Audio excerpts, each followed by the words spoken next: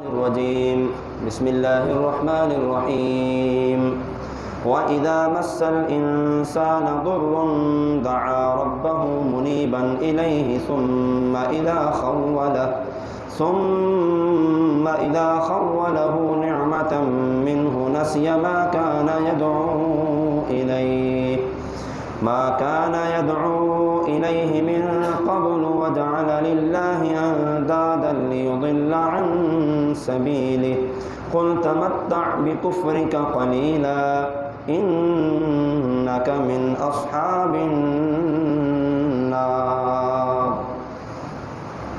ارشاد فرمایا جب آدمی کو فقر، بیماری یا کوئی اور مصیبت اور شدت پہنچتی ہے تو وہ اپنے رب کی طرف رجوع کرتے ہوئے اسے پکارتا ہے اور اس مصیبت کو دور کرنے کے لیے اسی سے فریاد کرتا ہے، اور پھر جب اللہ تعالیٰ اسے اپنے پاس سے کوئی نعمت دے دے اور اس کی تکلیف اور آزمائش کو دور کر دے تو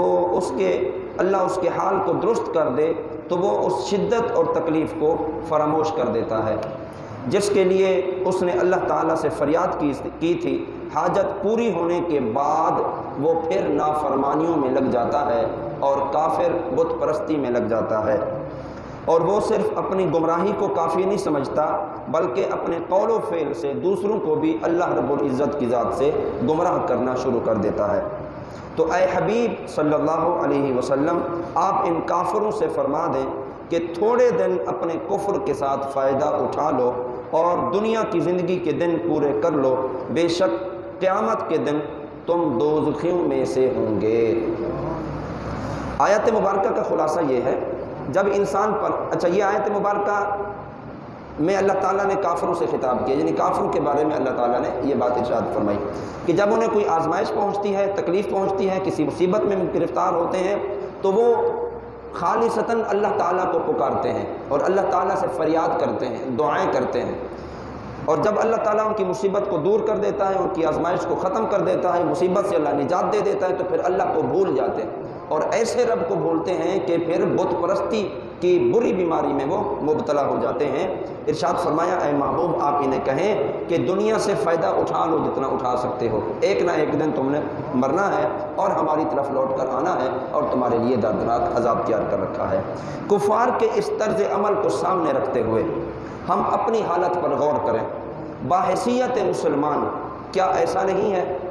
کہ جب ہم کسی تکلیف میں مبتلا ہوتے ہیں تو فوراً پھر اللہ کے حضور رجوع کرتے ہیں،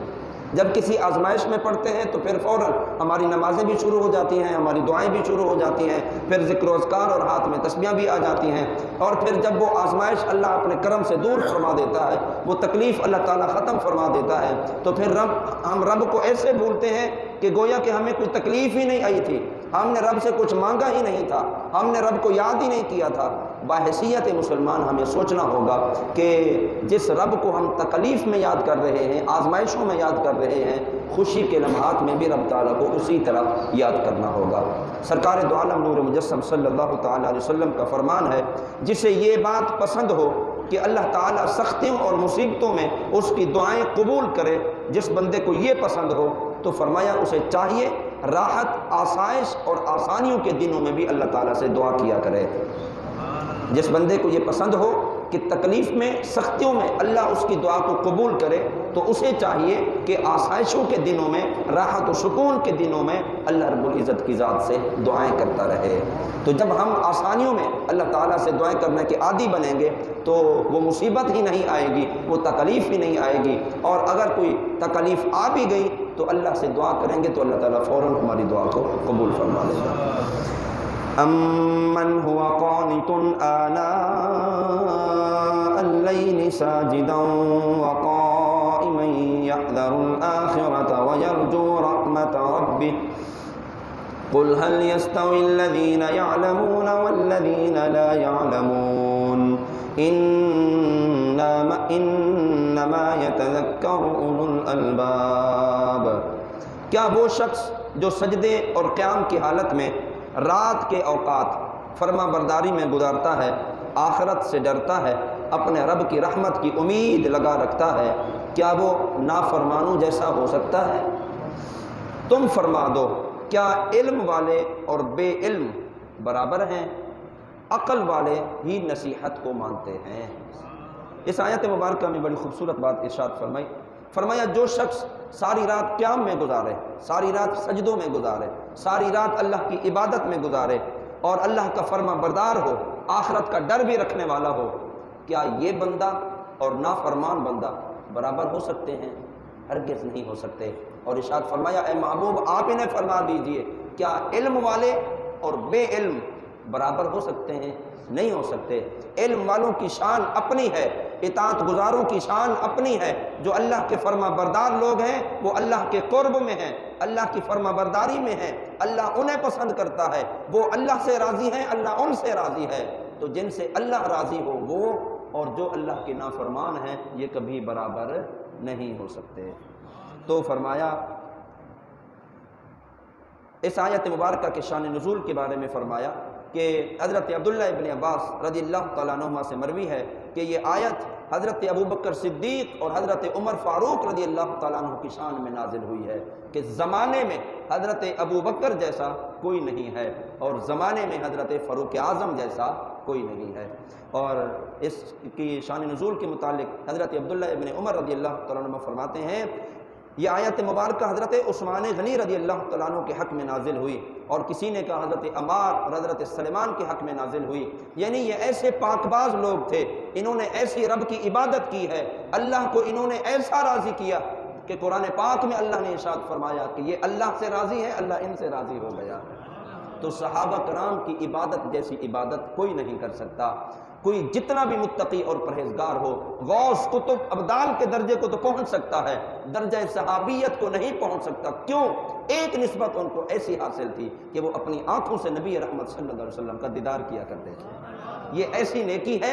کہ سرکار دو عالم صلی اللہ علیہ وسلم کے ظاہری وصال کے بعد پھر یہ نیکی کسی کو نصیب نہیں ہوئی ہے۔ تو اس آیت مبارکہ سے پتہ چلا رات کے نوافل اور عبادات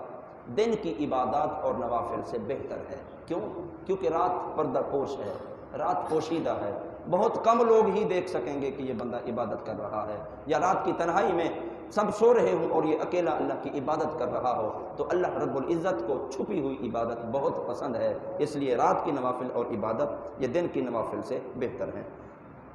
دوسری وجہ یہ ہے رات کے وقت دنیا کے کاروبار بند ہو جاتے ہیں، کام کاج سے بندہ فارغ ہو جاتا ہے اور ساری اس کا دل جو ہے وہ دنیا کی معاملات سے بالکل فارغ ہو کر رات کے وقت خالصتاً اللہ کے حضور متوجہ ہو جاتا ہے، اس لیے فرمایا رات کی عبادت دن کی عبادت سے افضل ہے۔ اور تیسری وجہ یہ ہے رات کا وقت کیونکہ راحت و سکون کا وقت ہے، اس لیے اس میں بیدار رہنا یہ نفس کو مشقت میں ڈالنا ہے، اور عبادت کے معاملے میں جتنی انسان تکلیف اٹھاتا ہے اللہ تعالیٰ اجر و ثواب اتنا زیادہ عطا فرماتا ہے۔ نیند قربان کر کے جو بندہ کھڑا ہو کر نماز تہجد ادا کرتا ہے تو یہ اللہ تعالیٰ کو اتنا پسند ہے کیونکہ اس نے مشقت جھیلی، اپنے نفس کو مارا، اپنی نیند قربان کر کے اللہ کے حضور کھڑا ہو گیا ہے، تو جتنی تکلیف اس نے اٹھائی اللہ تعالیٰ اجر و ثواب بھی اتنا زیادہ عطا فرماتا ہے۔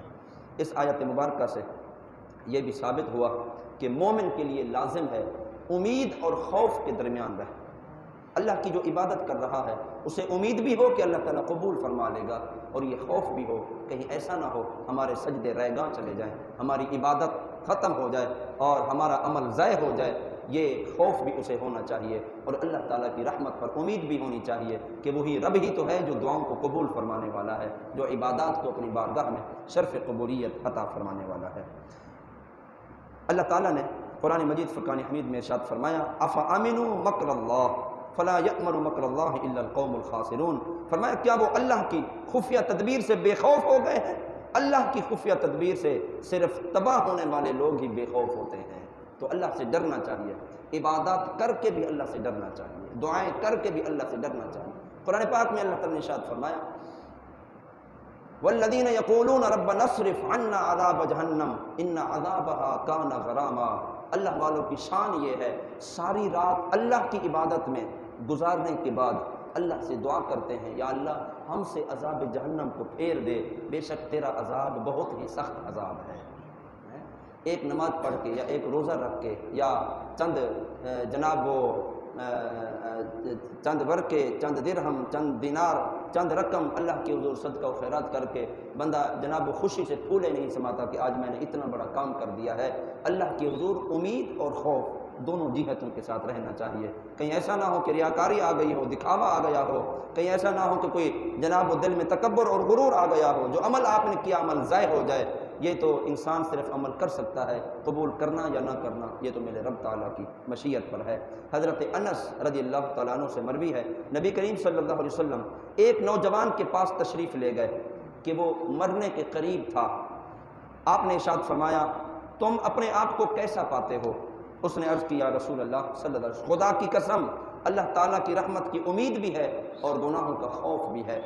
تو تاجدار رسالت صلی اللہ علیہ وسلم نے ارشاد فرمایا جب مومن کے دل میں اس موقع پر دونوں باتیں جمع ہو جائیں، اللہ کی رحمت پر امید بھی ہو اور گناہوں کا جناب خوف بھی ہو، تو حضور صلی اللہ علیہ وسلم نے ارشاد فرمایا اللہ تعالیٰ وہ چیز عطا فرماتا ہے جس کی بندہ امید رکھتا ہے، اور اللہ تعالیٰ اس چیز سے اسے بے خوف کر دیتا ہے جس چیز سے بندہ ڈر رہا ہوتا ہے۔ یعنی حالت مرگ میں بھی جسے یہ امید لگی ہو کہ میرا اللہ